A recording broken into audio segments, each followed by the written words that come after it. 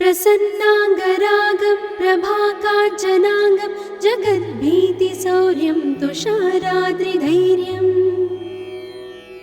तृणीभूतहेतिं रणोद्यद्विभूतिं भजे वायुपुत्रं पवित्राप्तमित्रम् भजे पावनं भावनानित्यवासं भजे बालभानं प्रभाचारुभासं भजे चन्द्रिकाकुन्दमन्दारहासं भजे सन्ततं रामभूपालदासं भजे लक्ष्मणप्राणरक्षातिदक्षं भजे तोषितानेकगीर्वाणपक्षम् भजे घोरसङ्ग्रामसीमाहताक्षं भजे रामनामादिसम्प्राप्तरक्षम् कृताभीलनादं क्षितिक्षिप्तपादं घनक्रान्तभृङ्गं कटिस्थोरुजङ्घम्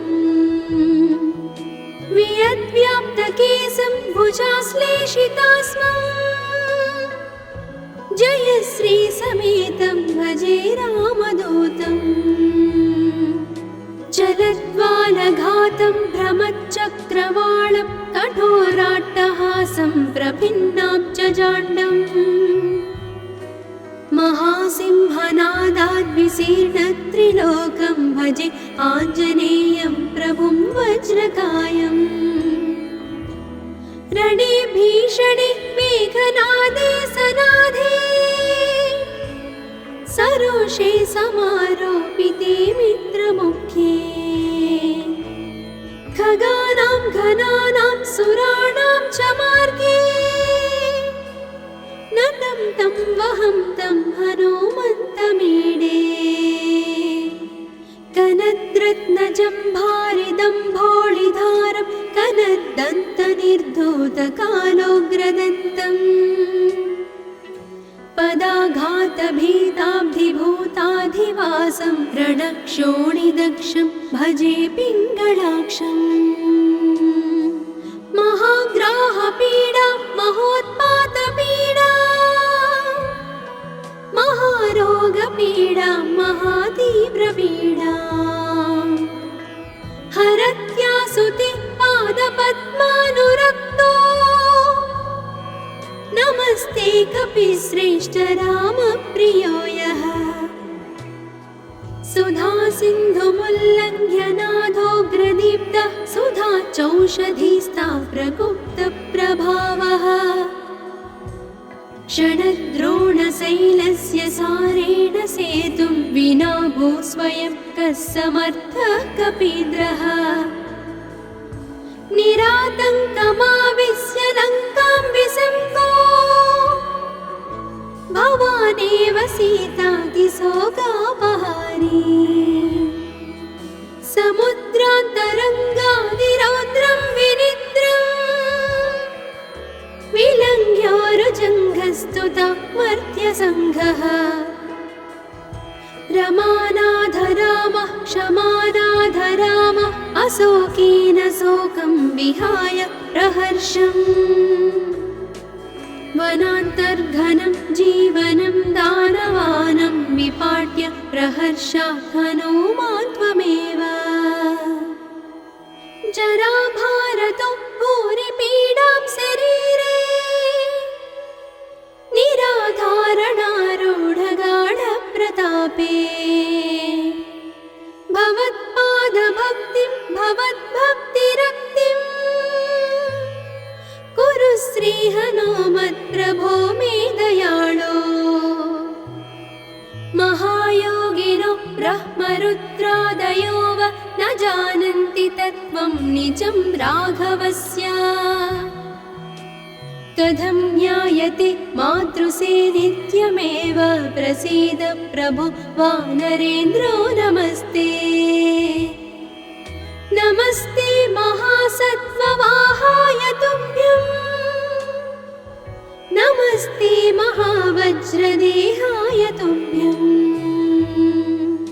नमस्ते परिभूतसूर्याय तुभ्यम् नमस्ते कृतामर्त्यकार्याय तुभ्यम् नमस्ते सदा ब्रह्मचर्याय तुभ्यं नमस्ते सदा वायुपुत्राय तुभ्यम् नमस्ते सदा पिङ्गळाक्षाय तुभ्यं नमस्ते सदा रामभक्ताय तुभ्यम् हनुमद्भुजङ्गप्रयातं प्रभाते प्रदोषेऽपि वाचार्थरात्रेऽपि मर्त्यः पठन्नस्नतोऽपि प्रमुक्ताघजालः सदा सर्वदा रामभक्तिं प्रयाति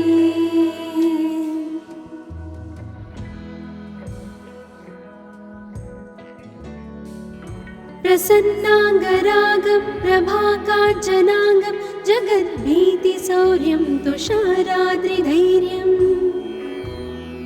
तृणीभूतहेतिं रणोद्यद्विभूतिं भजे वायुपुत्रं पवित्राप्तमित्रम् भजे पावनं भावनानित्यवासम् भजे बालभानं प्रभाचारुभासम् भजे चन्द्रिकाकुन्दमन्दारहासम् भजे सन्ततं रामभूपालदासम् भजे लक्ष्मणप्राणरक्षातिदक्षं भजे तोषितानेकगीर्वाणपक्षम् भजे घोरसङ्ग्रामसीमाहताक्षं भजे रामनामादिसम्प्राप्तरक्षम् कृताभीलनादं क्षितिक्षिप्तपादं घनक्रान्तभृङ्गं कटिस्थोरुजङ्घम् वियद्व्याप्तकेशं भुजाश्लेषितास्मम् जयश्रीसमेतं भजे रामदूतम् चलद्वालघातं भ्रमच्चक्रवालं कठोराट्टहासं प्रभिन्नाब्जजाण्डम्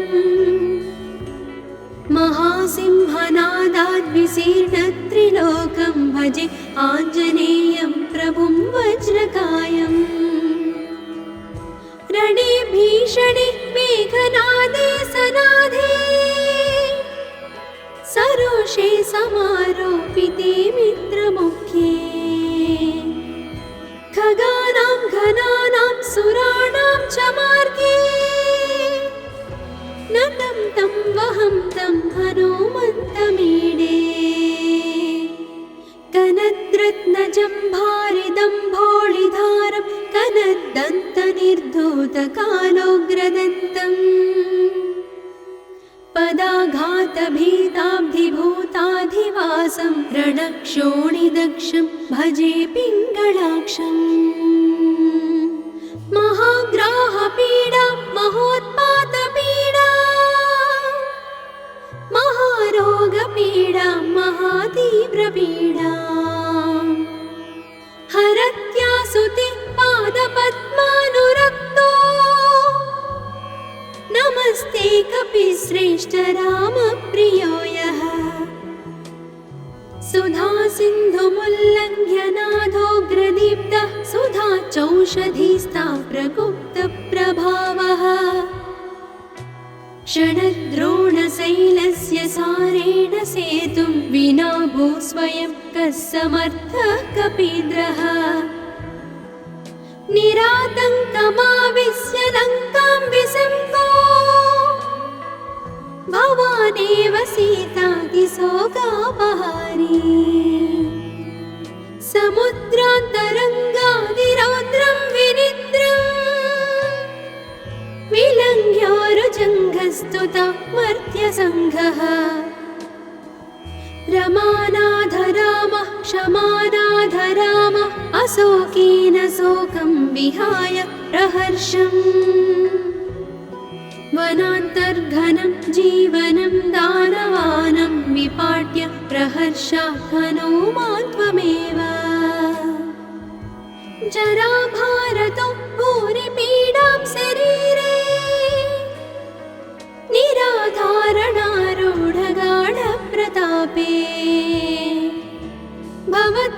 पादभक्तिं भवद्भक्तिरक्तिं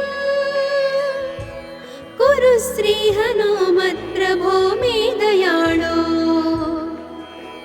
महायोगिनो ब्रह्मरुद्रादयो वा न जानन्ति तत्त्वं निजं राघवस्य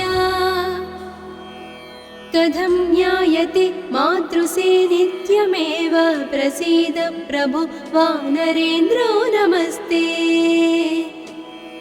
नमस्ते महासत्त्ववाहाय तुभ्यं नमस्ते महावज्रदेहाय तुभ्यं नमस्ते परिभूतसूर्याय तुभ्यं नमस्ते कृतामर्त्यकार्याय तुभ्यं नमस्ते सदा ब्रह्मचर्याय तुभ्यं नमस्ते सदा वायुपुत्राय तुभ्यं नमस्ते सदा पिङ्गळाक्षाय तुभ्यं नमस्ते सदा रामभक्ताय तुभ्यं हनुमद्भुजङ्गप्रयातं प्रभाते प्रदोषेऽपि वाचार्थरात्रेऽपि मध्यः पठन्नस्नतोऽपि प्रमुक्ताघजालः सदा सर्वदा रामभक्तिं प्रयाति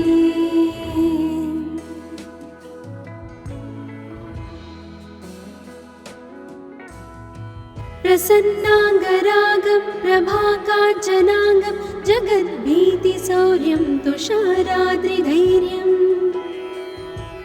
तृणीभूतहेतिं रणोद्यद्विभूतिं भजे वायुपुत्रं पवित्राप्तमित्रम् भजे पावनं भावनानित्यवासम् भजे बालभानं प्रभाचारुभासम् भजे चन्द्रिकाकुन्दमन्दारहासम् भजे सन्ततं रामभूपालदासम् भजे लक्ष्मणप्राणरक्षातिदक्षं भजे तोषितानेकगीर्वाणपक्षम् भजे घोरसङ्ग्रामसीमाहताक्षं भजे रामनामातिसम्प्राप्तरक्षम् कृताभीलनादं क्षितिक्षिप्तपादम् घनक्रान्तभृङ्गं कटिस्थोरुजङ्घम् वियद्व्याप्तकेशं भुजाश्लेषितास्मम् जयश्रीसमेतं भजे रामदूतम् जलद्वालघातं भ्रमच्चक्रवालं कठोराट्टहासं प्रभिन्नाब्जजाण्डम् महासिंहनादाद्विशीर्णत्रिलोकं भजे आञ्जनेयं प्रभुं वज्रकायम् रणे भीषणे मेघनादे सनादे सरोषे समारोपिते मित्रमुख्ये खगानां घनानां सुराणां च मार्गे नतं तं वहं तं हनुमन्तमीडे कनद्रत्नजम्भारिदम्भोळिधारं कनद्दन्तनिर्धूतकालोग्रदन्तम् पदाघातभीताब्धिभूताधिवासं रणक्षोणिदक्षं भजे पिङ्गळाक्षम् महाग्राहपीडा महोत्पातपीडा महारोगपीडा महातीव्रपीडा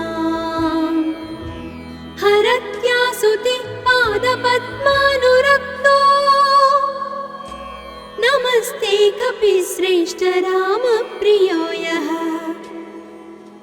सुधा सिन्धुमुल्लङ्घ्य नाथोग्रदीप्तः सुधा चौषधीस्ता प्रगुप्तप्रभावः षडद्रोणशैलस्य सारेण सेतुं विना भूस्वयं कः समर्थः कपीन्द्रः निरातङ्कमाविश्य लङ्कां विसम्पो भवानेव सीतातिशोकापहारी समुद्रान्तरङ्गादिरौद्रं विनिद्रम् विलङ्घ्योरुजङ्घस्तुता मर्त्यसङ्घः रमानाधरामः क्षमानाधरामः अशोकेन शोकं विहाय प्रहर्षम् वनान्तर्घनं जीवनं दानवानं विपाट्य प्रहर्षात् हनूमान् त्वमेव जराभारतो भूरिपीडां शरीरे निराधारणारूढगाढप्रतापे भवत्पादभक्तिं भवद्भक्तिरक्तिं कुरु श्रीहनुमत्प्रभो मे दयाळो महायोगिनो ब्रह्मरुद्रादयो वा न जानन्ति तत्त्वं निजं राघवस्य कथं ज्ञायते मातृसे नित्यमेव प्रसीद प्रभो वानरेन्द्रो नमस्ते नमस्ते महासत्त्ववाहाय तुभ्यं नमस्ते महावज्रदेहाय तुभ्यं नमस्ते परिभूतसूर्याय तुभ्यं नमस्ते कृतामर्त्यकार्याय तुभ्यं नमस्ते सदा ब्रह्मचर्याय तुभ्यं नमस्ते सदा वायुपुत्राय तुभ्यं नमस्ते सदा पिङ्गळाक्षाय तुभ्यं नमस्ते सदा रामभक्ताय तुभ्यं हनुमद्भुजङ्गप्रयातं प्रभाते प्रदोषेऽपि वाचार्थरात्रेऽपि मर्त्यः पठन्नस्नतोऽपि प्रमुक्ताघजालः सदा सर्वदा रामभक्तिं प्रयाति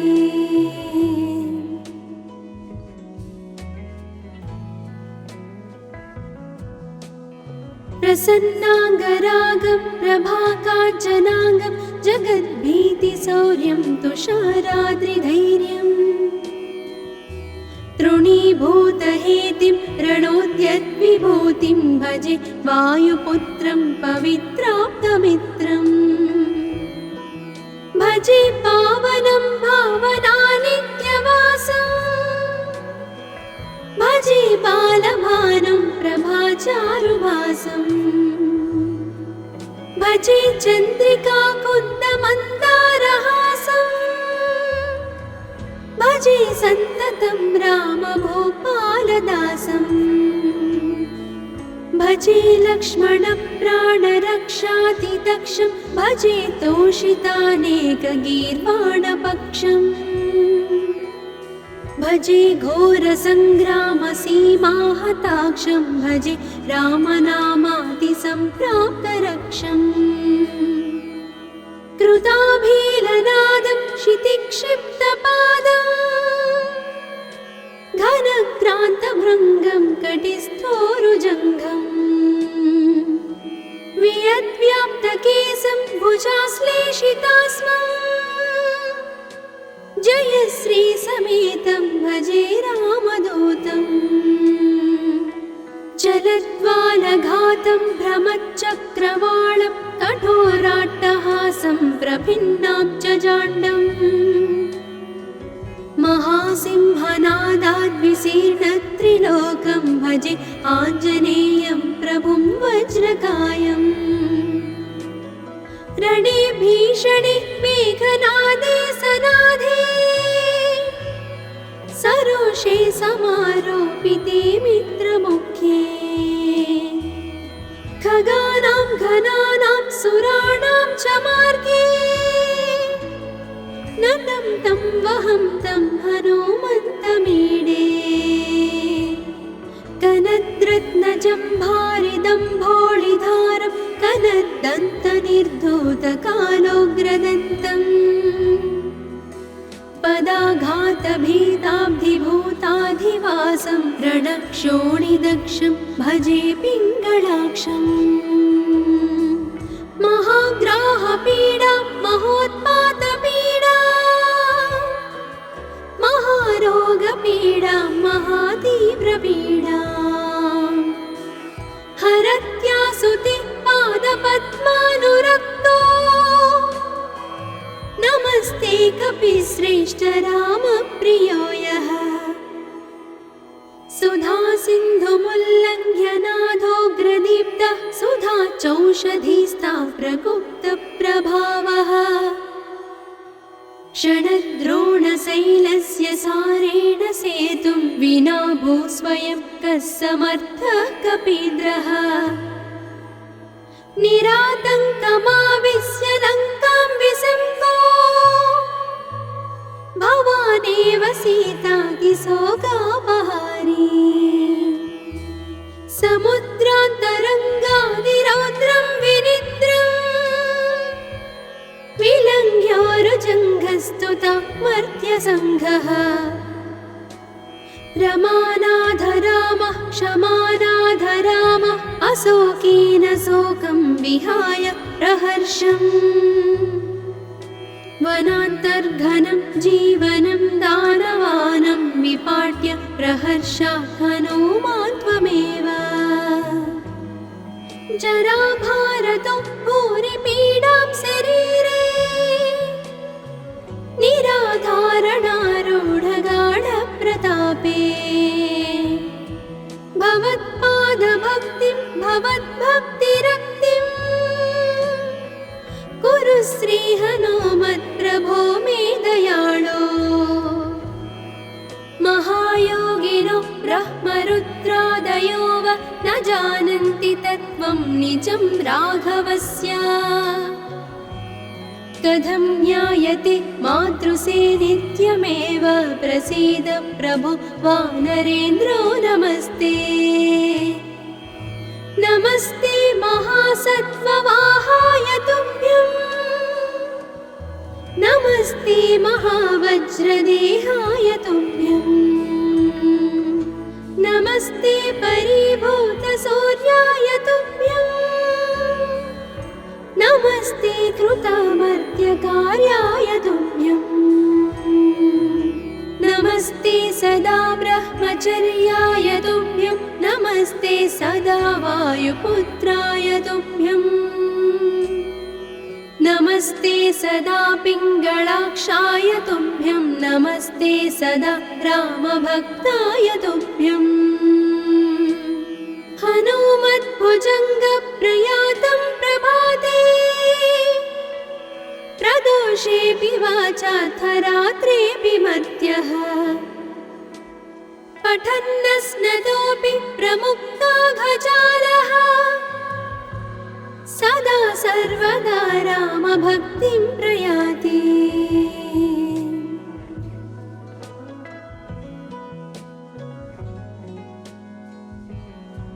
प्रसन्नाङ्गरागं प्रभाकाञ्चनाङ्गं जगद्भीतिशौर्यं तुषाराद्रिधैर्यम्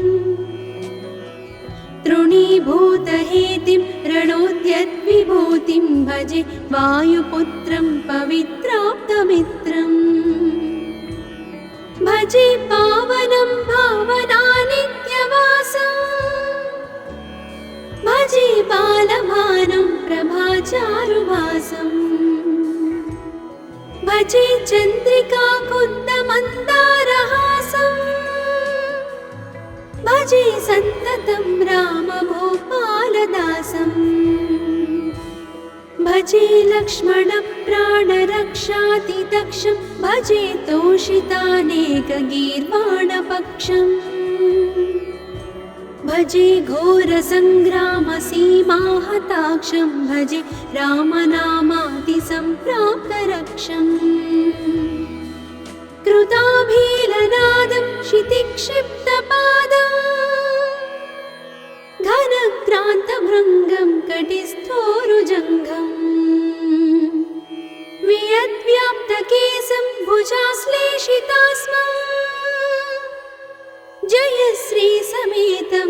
वन्दे रामदूतम् चलद्वालघातं भ्रमच्चक्रवालं कठोराट्टहासं प्रभिन्नाब्जजाण्डम्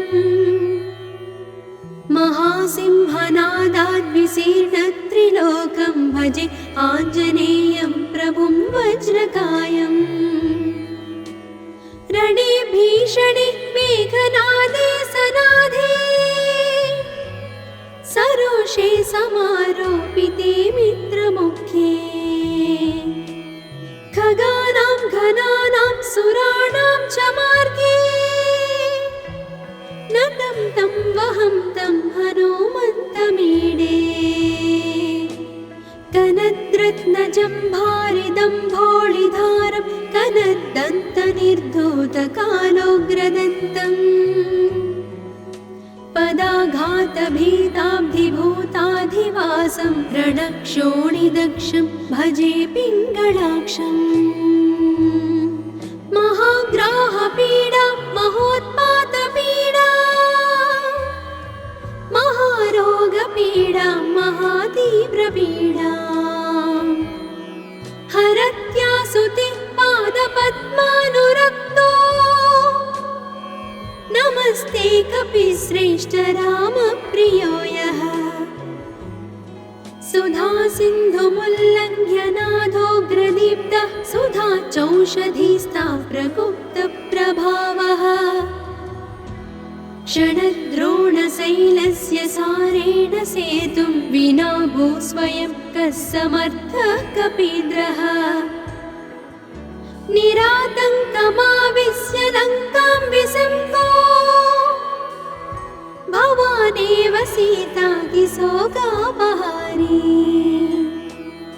समुद्रान्तरङ्गादिरौद्रं विनिद्रम् विलङ्घ्योरुजङ्घस्तुता मर्त्यसङ्घः रमानाथ रामः क्षमानाथ रामः अशोकेन शोकं विहाय प्रहर्षम् वनान्तर्घनं जीवनं दानवानं विपाट्य प्रहर्षात् हनूमान् त्वमेव जराभारतो भूरिपीडां शरीरे निराधारणारूढगाढप्रतापे भवत्पादभक्तिं भवद्भक्तिरक्तिं कुरु श्रीहनुमत्प्रभो मे दयाळो महायोगिनो ब्रह्मरुद्रादयो वा न जानन्ति तत्त्वं निजं राघवस्य कथं ज्ञायते मातृसेवित्यमेव प्रसीद प्रभो वानरेन्द्रो नमस्ते नमस्ते महासत्त्ववाहाय तुभ्यं नमस्ते महावज्रदेहाय तुभ्यं नमस्ते परिभूतसूर्याय तुभ्यं नमस्ते कृतामर्त्यकार्याय तुभ्यं नमस्ते सदा ब्रह्मचर्याय तुभ्यं नमस्ते सदा वायुपुत्राय तुभ्यं नमस्ते सदा पिङ्गळाक्षाय तुभ्यं नमस्ते सदा रामभक्ताय तुभ्यं हनुमद्भुजङ्गप्रयातं प्रभाते प्रदोषेऽपि वाचार्थरात्रेऽपि मर्त्यः पठन्नस्नतोऽपि प्रमुक्ताघजालः सदा सर्वदा रामभक्तिं प्रयाति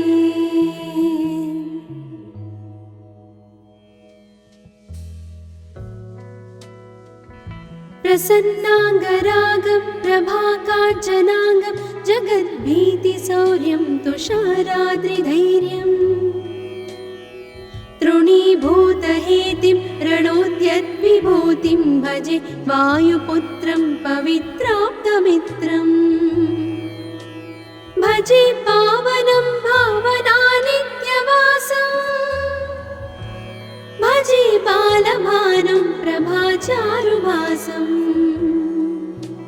भजे चन्द्रिका कुन्दमन्दारहासम् भजे सन्ततं रामभूपालदासम् भजे लक्ष्मणप्राणरक्षातिदक्षं भजे तोषितानेकगीर्वाणपक्षम् भजे घोरसङ्ग्रामसीमाहताक्षं भजे रामनामातिसम्प्राप्तरक्षम्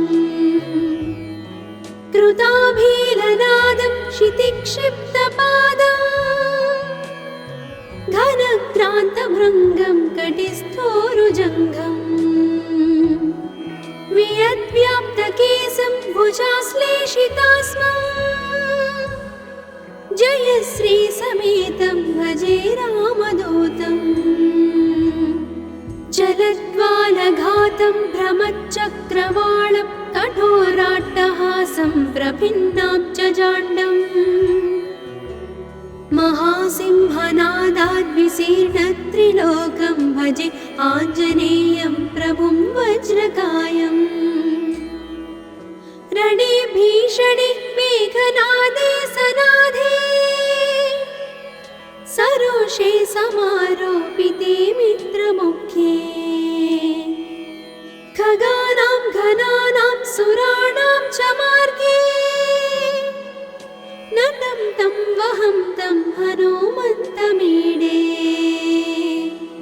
कनद्रत्नजम्भारिदम्भोळिधारं कनद्दन्तनिर्धूतकालोग्रदन्तम् पदाघातभीताब्धिभूताधिवासं रणक्षोणिदक्षं भजे पिङ्गळाक्षम् महाग्राहपीडा महोत्पातपीडा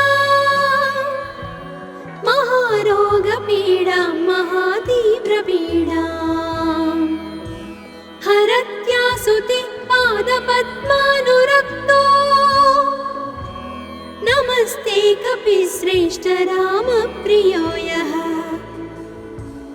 सुधासिन्धुमुल्लङ्घ्य नाथोग्रदीप्तः सुधा चौषधीस्ता प्रगुप्तप्रभावः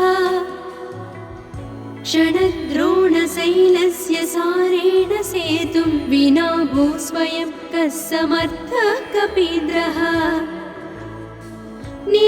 निरातङ्कमाविश्य लङ्कां विसङ्गो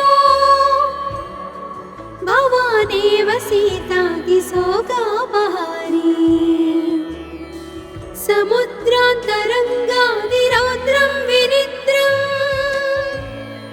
विलङ्घ्योरुजङ्घस्तुता मर्त्यसङ्घः रमानाथ रामः क्षमानाथ रामः अशोकेन शोकं विहाय प्रहर्षम् वनान्तर्घनं जीवनं दानवानं विपाट्य प्रहर्षात् हनूमान् त्वमेव जराभारतो भूरिपीडां शरीरे निराधारणारूढगाढप्रतापे भवत्पादभक्तिं भवद्भक्तिरक्तिं कुरु श्रीहनुमत्प्रभो मे दयाळो महायोगिनो ब्रह्मरुद्रादयो वा न जानन्ति तत्त्वं निजं राघवस्य कथं ज्ञायते मातृसे नित्यमेव प्रसीद प्रभो वानरेन्द्रो नमस्ते नमस्ते महासत्त्ववाहाय तुभ्यं नमस्ते महावज्रदेहाय तुभ्यं नमस्ते परिभूतसूर्याय तुभ्यं नमस्ते कृतामर्त्यकार्याय तुभ्यं नमस्ते सदा ब्रह्मचर्याय तुभ्यं नमस्ते सदा वायुपुत्राय तुभ्यं नमस्ते सदा पिङ्गळाक्षाय तुभ्यं नमस्ते सदा रामभक्ताय तुभ्यम्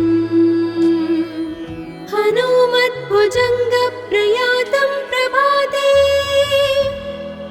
प्रदोषेऽपि वाचार्थरात्रेऽपि मर्त्यः पठन्नस्नतोऽपि प्रमुक्ताघजालः सदा सर्वदा रामभक्तिं प्रयाति।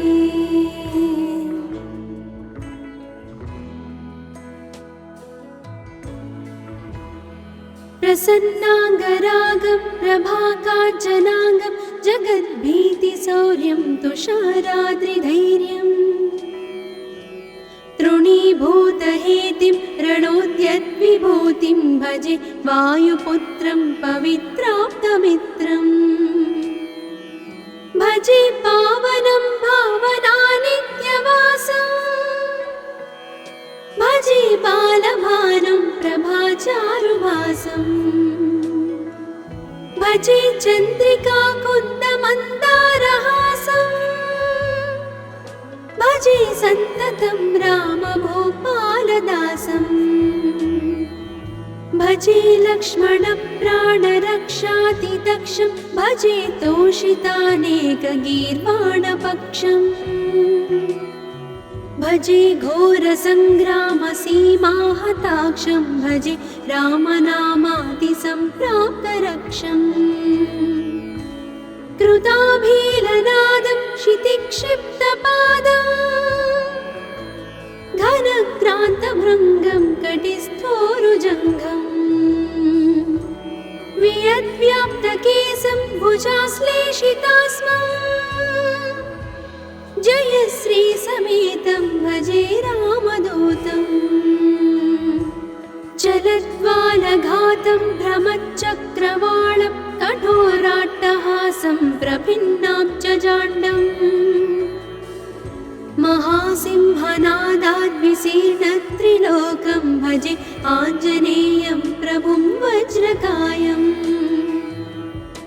रणे भीषणे मेघनादे सनादे सरोषे समारोपिते मित्रमुख्ये खगानां घनानां सुराणां च मार्गे नतं तं वहं तं हनुमन्तमीडे कनद्रत्नजम्भारिदम्भोळिधारं कनद्दन्तनिर्धूतकालोग्रदन्तम् पदाघातभीताब्धिभूताधिवासं रणक्षोणिदक्षं भजे पिङ्गळाक्षम् महाग्राहपीडा महोत्पातपीडा महारोगपीडा महातीव्रपीडा हरत्यासुते पादपद्मानुरक्तो नमस्ते कपिश्रेष्ठ रामप्रियो यः सुधा सिन्धुमुल्लङ्घ्य नाथोग्रदीप्तः सुधा चौषधीस्ता प्रगुप्तप्रभावः षडद्रोणशैलस्य सारेण सेतुं विना भूस्वयं कः समर्थः कपीन्द्रः निरातङ्कमाविश्य लङ्कां विसङ्गो भवानेव सीतातिशोकापहारी समुद्रान्तरङ्गादिरौद्रं विनिद्रम् विलङ्घ्योरुजङ्घस्तुता मर्त्यसङ्घः रमानाथ रामः क्षमानाथ रामः अशोकेन शोकं विहाय प्रहर्षम् वनान्तर्घनं जीवनं दानवानं विपाट्य प्रहर्षात् हनुमान् त्वमेव जराभारतो भूरिपीडां शरीरे निराधारणारूढगाढप्रतापे भवत्पादभक्तिं भवद्भक्तिरक्तिं कुरु श्रीहनुमत्प्रभो मे दयाळो महायोगिनो ब्रह्मरुद्रादय त्रयो वा न जानन्ति तत्त्वं निजं राघवस्य कथं ज्ञायते मातृसे नित्यमेव प्रसीद प्रभो वानरेन्द्रो नमस्ते नमस्ते महासत्त्ववाहाय तुभ्यं नमस्ते महावज्रदेहाय तुभ्यं नमस्ते परिभूतसूर्याय तुभ्यं नमस्ते कृतामर्त्यकार्याय तुभ्यं नमस्ते सदा ब्रह्मचर्याय तुभ्यं नमस्ते सदा वायुपुत्राय तुभ्यं नमस्ते सदा पिङ्गळाक्षाय तुभ्यं नमस्ते सदा रामभक्ताय तुभ्यं हनुमद्भुजङ्गप्रयातं प्रभाते प्रदोषेऽपि वाचार्थरात्रेऽपि मर्त्यः पठन्नस्नतोऽपि प्रमुक्ताघजालः सदा सर्वदा रामभक्तिं